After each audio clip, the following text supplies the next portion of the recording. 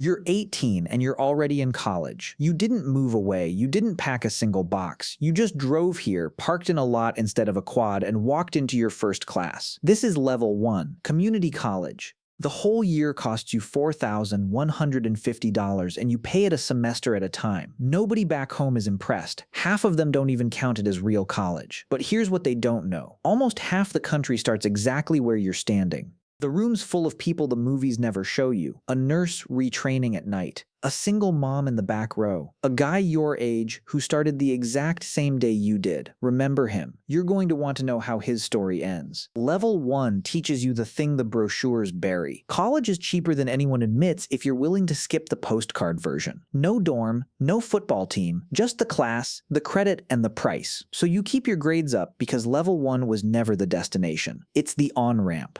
And 2 years in, an envelope shows up that says you're moving up. Level 2, the state school. You transfer in, and the whole world changes size. 40,000 people, a stadium that seats more than your entire hometown, and a price that just doubled, around $11,000 a year now, and that's the in-state discount. This is where most of America actually goes to college, not the ivy-covered dream, the giant public machine. You're one ID number in a lecture hall of 400, and nobody is checking whether you showed up. So you sign your first loan to cover the gap, and the counter that used to read 0 starts to climb. But the degree here is real, and that's the problem, because now you want more than a number in a lecture hall. You want the name. Level 3, the private school. Small classes, professors who actually learn your name, a campus that looks exactly like the movie you were sold when you were 18, and you sign for it. Not with money, because you don't have money. You sign with a number.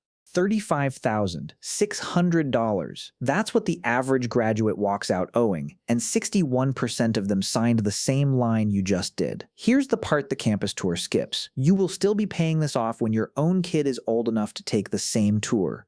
And that guy from level 1, the one who started the exact same day as you, he's not here. The number reached him first. Only about 11 out of every 100 who start where he started ever finish. He became one of the other 89. Level 4, the top of the ladder, the Ivy, the elite admit you made it into the room almost nobody gets into, and here is what that room actually costs. The same degree you started chasing at $4,000 a year now runs 80, 10 times the price, for the same word on the same diploma. And just to be allowed to pay it, you beat out 29 of every 30 people who applied. The year your letter came, Harvard let in 3.43%, the lowest in its history. From the outside, this is the dream the whole ladder climbs toward. From the inside, standing at the very top, you finally get to ask the question nobody asked you at the bottom: was it worth it? So you stand at the summit and you look back down every rung you climbed. The commuter in the parking lot, paying by the semester. The state schooler, one number in a crowd of 40,000. The private school kid who signed his future onto a dotted line.